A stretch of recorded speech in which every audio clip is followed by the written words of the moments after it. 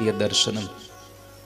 આપણે ભગવાને આટલા સુંદર આવા સંતવાણીમાં બેસવા માટે અધિકાર પ્રાપ્ત કર્યો. ઠાકોરજીનો આપણે આભાર માનવો જોઈએ. ભગવાન આ અડધી રાતે જે સમયે કામ બાણ મારતો હોય એવા સમયે તમે કૃષ્ણના ભજન સંભળાવવા બેસાડ્યા ને, તમારો આભાર છે કૃષ્ણ મારા ઉપર. ભગવાન કૃષ્ણને પ્રશ્ન કર્યો ભક્તોએ, વૈષ્ણવોએ, કે પ્રભુ તમે કાંઈ નહીં તો બધા લોકો આ રાત્રે સૂઈ જાય એવા ટાઈમે શું કામ જન્મ ધારણ કરવાનો સમય પસંદ કર્યો? આ તમારો જન્મોત્સવ રાતે 12 વાગે શું કામ ઉજવવાનો? ભગવાને બહુ સુંદર વાત કરી કે વાલા ભક્તો, મેં રાતના 12 વાગે એટલા માટે સમય પસંદ કર્યો કે મધ્યરાત્રિએ માણસના જીવનમાં કામ પ્રવેશ કરતો હોય છે, અને એ કામ પ્રવેશ કરે એવા સમયે જો મારા જન્મોત્સવમાં આવીને બેસે ને તો એનું જીવન સુધારવા માટે મેં મારો રાતના 12 વાગે જન્મ પસંદ કર્યો છે. કૃષ્ણ રાત્રે 12 વાગે એટલે પ્રગટ્યા છે કે આપણે એના જન્મોત્સવમાં રાત્રે 12 વાગે એને મહોત્સવને ઉજવતા હોઈએ. એવા સમયે એટલો સમય પણ, જેટલો સમય આપણે પરમાત્મામાં જઈએ એટલો સમય પણ આપણો સુધરી જાય.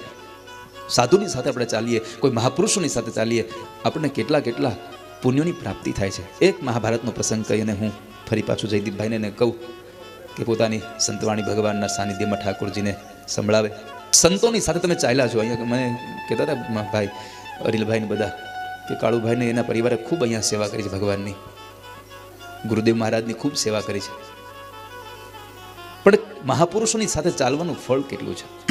ભગવાન કૃષ્ણની સાથે રહી અને પાંડવોએ યજ્ઞ કર્યો, બહુ મોટો યજ્ઞ કર્યો, બહુ મોટી દક્ષિણા દેવાણી, બહુ બધા બ્રાહ્મણોને બોલાવીને જમાડ્યા. એ સમયે એક નિર્ણય કરેલો કે આપણો યજ્ઞ સફળ થયો છે એનું પ્રમાણ શું?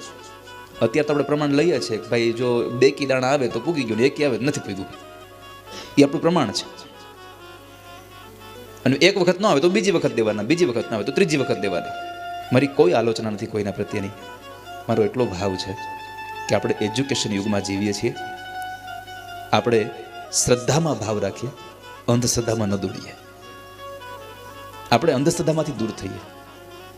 ધૂણે એના કરતાં ધૂનમાં ભજન રાખજો, ધૂનમાં ભાવ રાખજો, મજા આવશે વાલા, બહુ આનંદ થશે. તો એમાં નિયમ રાખ્યો હતો કે આપણો યજ્ઞ પરિપૂર્ણ થયો છે એની ખાતરી શું? એ યજ્ઞ મંડપની બહાર એક ઘંટ લગાડવામાં આવેલો મોટો, જે મંદિરમાં આપણે વગાડતા હોઈએ છીએ. કોઈને કદાચ નહીં ખબર હોય કે આ ઘંટ વગાડવાથી શું થાય, શંખ ફૂંકવાથી શું થાય. હા, એટલી ખબર છે કે ભગવાનની આરતી થાય ને એટલે શંખ ફૂંકવો જોઈએ, ભગવાનના મંદિરે જઈએ એટલે ઘંટ વગાડવો જોઈએ. પણ આ બધું માત્ર ને માત્ર આધ્યાત્મિક નથી, આ બધું સાયન્સની સાથે જોડાયેલું છે. આ બધું જ વિજ્ઞાન છે. અમેરિકાની શિકાગોની એ યુનિવર્સિટીમાં સાબિત થયું છે કે જે માણસ કાને બેરો હોય એને જો શંખ ફૂંકાવવામાં આવે ને તો એ માણસ બોલતો, એને સાંભળતો થઈ જાય છે. શંખની ધ્વનિ છે. ત્યાર પછી આ જે ઘંટ છે એ ઘંટની ધ્વનિ કરવાથી 2500 ફૂટ સુધીના જેટલા પણ બેક્ટેરિયાઓ છે બધા મૃત્યુ પામે છે. આ વાતાવરણ તમને પવિત્ર શું કામ લાગે છે? કારણ કે અહીંયા કોઈ પણ જાતના બેક્ટેરિયાઓ નથી. તમે અહીંયા આવો તો એકદમ શાંતિનો શ્વાસ શું કામ લઈ શકો છો? આ સાયન્સ કહે છે, મારું કેવું નથી. અને કદાચ તમને શંકા થતી હોય તો આવતીકાલ આવજો, હું તમને સાયન્સના પુસ્તકમાં બતાવીશ કે લખ્યું છે અહીંયા. એમાં વૈજ્ઞાનિકના નામ સાથે છે. આ ઘંટ છે. કોઈ પ્રસૂતા સ્ત્રી હોય અને એ પ્રસૂતા સ્ત્રીને બાળકનો જન્મ ન થતો હોય, સમય વ્યતીત થઈ ગયો હોય, અને એવા સમયે આ ઘંટને થોડી વાર વગાડી એની પર પાણી પધરાવતા પધરાવતા એ પાણી નીતરે. એ પાણી જો પ્રસૂતા સ્ત્રીને પાવામાં આવે ને તો 1 થી 2 કલાકની અંદર એને સામાન્ય રીતે બાળકનો જન્મ થઈ શકે છે. આવું વિજ્ઞાન કહે છે. તો આ ઘંટ રાખેલો બહાર હતો ને એ ઘંટ વગડ્યો નહીં તો આપમેળે ઘંટ વગડી જાય તો સમજવું કે યજ્ઞ સમાપન થઈ ગયું. બધા લોકો મૂંઝાયા કે આટલી બધી દક્ષિણા આપી, બધું થઈ ગયું, આ યજ્ઞ સમાપન ન થયું, થયું શું? ભૂલ ક્યાં રહી ગઈ? ક્ષતિ ક્યાં થઈ ગઈ મારી? કોઈ જગ્યાએ કંઈ ન મળ્યું નિરાકરણ. ત્યારે સૌ લોકો ભગવાન કૃષ્ણ પાસે આવ્યા. આમ તો આ દુનિયાનો નિયમ છે કે બધેથી થાકે તે ભગવાન પાસે આવે. અને આ દુનિયામાં ગમે તેટલા તાળા લઈ આવો, ચાવી તો કૃષ્ણના નામની જ રહેવાની છે બધા. કૃષ્ણના નામની ચાવી લાગી જ જવાની એમાં, કારણ કે માસ્ટર કી છે. તો ભગવાન પાસે આવીને ભગવાનને પ્રશ્ન કર્યો, પ્રભુ આનું શું કરવું? હવે આ યજ્ઞ સમાપન ન થયો, ક્યાં ક્ષતિ રહી ગઈ? ભગવાને કહ્યું કે ધર્મરાજ, કોઈ બ્રાહ્મણ કે ભૂખ્યા રહી ગયા એવું મને લાગે છે. સૈનિકોને મોકલ્યા, શોધખોળ કરો, કોણ બ્રાહ્મણ ભૂખ્યા છે, કોણ અહીંથી હજી આપણે અહીંયાથી દક્ષિણા લઈ નથી ગયા.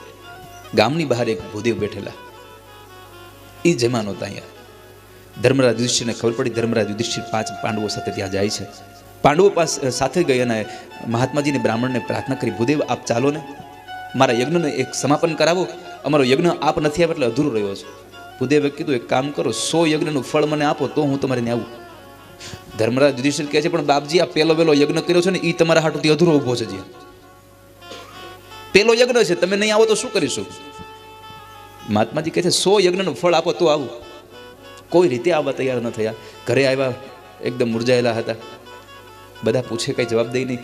દ્રૌપદીજી આવીને કહ્યું પ્રભુ કેમ થયું, કેમ ના આવ્યા? તો કહે છે કે અમે લેવા ગયા, ખૂબ કીધું સ્વાગત કરીએ, તમે કહ્યું એટલી દાન દક્ષિણા આપીએ, પણ એક જ વાત કરે છે કે મને 100 યજ્ઞનું ફળ આપો તો હું તમારી સાથે આવું, નહીં તો આવું નહીં. અને આપણો પેલો યજ્ઞ છે ને એ એના લીધે હજી અધૂરો છે, આપણે 100 યજ્ઞનું ફળ દેવા ક્યાં જવું? દ્રૌપદી કહે છે કે તમે કહો તો હું જાઉં. ધર્મરાજ કહે છે હવે અમે જઈને આવ્યા ને તમે ત્યાં જાઓ, શું કરી લેવો તમે?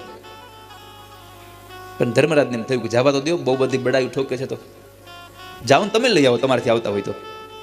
દ્રૌપદીજીને ભગવાન એ ભૂદેવને પ્રાર્થના કરી, મારે તમને મૂળ તમે જેની સાથે ચાલ્યા છો ને એ તમે ચાલ્યા એ ફોગટ નથી ગયું, ત્યાં લઈ જવા છો. તમને જીવનમાં ક્યારેય અફસોસ ન થાય કે આટલા વર્ષો અમે અમરદાસ બાપાની સેવા કરી, અમારા ગુરુની સાથે રહ્યા, એમાં અમારું ફળ શું? એ ફળની શ્રુતિ મારે તમને કેવી છે, એટલા માટે આટલી લાંબી વાત કરી રહ્યો છું. દ્રૌપદીએ જઈ અને ભૂદેવને પ્રાર્થના કરી, બાપજી ચાલો ને. દ્રૌપદી કહે, ભૂદેવે કહ્યું કે તમને સમજાણું નહીં, તમારા ઘરવાળા હમણાં આવ્યા હતા અહીંયા, મેં એને કહ્યું ને એ જ વાત તમને કહું છું કે 100 યજ્ઞનું ફળ મને આપો તો હું આવું. દ્રૌપદી કહે ચાલો હું તમને આપીશ, હું તમને આપીશ, ચાલો. બ્રાહ્મણ કહે છે તમે મને ક્યાંથી આપવાના હતા? હજી પેલો યજ્ઞ ચાલુ કર્યો છે, અધૂરો છે, હજી તમે મને 100 યજ્ઞનું ફળ આપશો? અને ત્યારે દ્રૌપદીએ બહુ સુંદર વાક્ય કહ્યું છે, અને આપણા સંતોના આ સંતવાણીના સ્ટેજ ઉપરથી ગવાય છે કે સંત મિલન કો જાઈએ ત્યજી માન મોહ અભિમાન, જો જો પાવ આગે ધરો કોટી યજ્ઞ સમાન. સંતોની હારે તમે ચાલો ને તો એક એક પગલે તમને કરોડો યજ્ઞના પુણ્યનું ફળ પ્રાપ્ત કરે છે. અને ત્યારે દ્રૌપદી કીધું બાપજી આપ મહાપુરુષ છો, હું તમારી સાથે ચાલીશ, અહીંથી મારું ઘર 100 ડગલા દૂર છે, તમે મારી સાથે ચાલશો તો 100 ડગલામાં મને કેટલા કરોડો યજ્ઞનું પુણ્ય મળશે, 100 યજ્ઞનું પુણ્ય તમારું બાકીનું મને આપી દેજો. તમે સંતોની સાથે જે ચાલ્યા છો એમાં કરોડો યજ્ઞના પુણ્યના ભાગીદાર તમે બન્યા છો. આ વાત મારે આપને કહેવી છે. તો આપને આવા ગુરુની નિશ્રામાં રહ્યા છો, ભગવાન ઠાકોરજી આપ સદૈવનું સદૈવ માટે મંગલ કરે. આપણા ગુરુની કૃપા તમારા ઉપર હંમેશના માટે વરસતી રહે. ગુરુની કૃપા હશે ત્યાં સુધી બીજા કોઈ ડરવાની જરૂર નથી, પણ ગુરુની કૃપા હટી ન જાય એના માટે કામથી ડરજો વાળા, કર્મથી ડરજો. કારણ કે ગુરુ મહારાજ નારાજ થાય એવું ન કરવું ક્યારેય. પંચમહાભૂતનું શરીર ન હોય તો શું થયું? અહીંયા એમની પુણ્ય ચેતના તો અહીંયા બિરાજમાન છે, અને એને એ કેટલા દિવ્યો માણસ છે. આપણા જન્મદિવસ ઉજવાય છે અને એની મૃત્યુની તિથિ ઉજવાઈ રહી છે વાલા, એની પુણ્યતિથિ ઉજવાય છે. મહાપુરુષોની પુણ્યતિથિ ઉજવાય, આપણા જન્મદિવસ ઉજવાતા હોય. આપણા જન્મદિવસ હોય ત્યારે કેક કાપવામાં, ઓલી મીણબત્તીને ઠારવામાં આવે, અને જ્યારે મહાપુરુષોની પુણ્યતિથિ ઉજવાતી હોય ત્યારે 100 દીવડાની આરતીઓ થતી હોય છે વાલા, ત્યારે દીપ્તિ થતી હોય છે. તો આપ આવા અમરદાસ બાપાની આવી પુણ્ય આ તપસ્થલીમાં બેઠા છો, ભગવાન આપ સદૈવનું સર્વ રીતે મંગલ કરે એ ભાવ સાથે નામ સંકીર્તનમ યસ્ય સર્વ પાપ પ્રણાશનમ પ્રણામો દુઃખ શમનસ્તમ નમામિ હરિમ પરમ.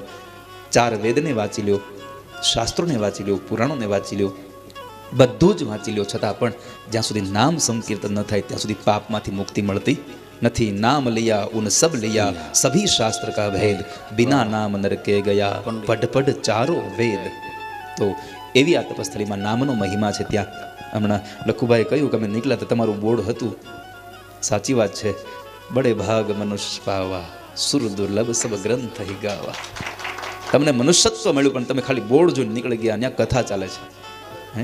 અહીંયા ટોડા અને કેરળાની વચ્ચે એક જગ્યા લીધી છે 25 વીઘા. આપ સૌને જો કે હું અહીંયા મારે આવવું હતું વેલાહર, પણ કદાચ હું માનું છું કે અમરદાસ બાપાની આ પુણ્યતિથિમાં જ આવવા માટે મારું ભાગ્ય લખ્યું છે, એટલા માટે હું રોકાઈ ગયો હશે. આજુબાજુના બધા ગામડાની અંદર હું આમંત્રણ દેવા માટે નીકળ્યો છું કે આવતી 1/5/2022 થી 7/5/2022 તથાસ્તુ વિદ્યાપીઠના નિર્માણ થઈ રહી છે. તમે જે જગ્યાએ બોર્ડ જોઈને નીકળ્યા ને ત્યાં તથાસ્તુ વિદ્યાપીઠ બને છે.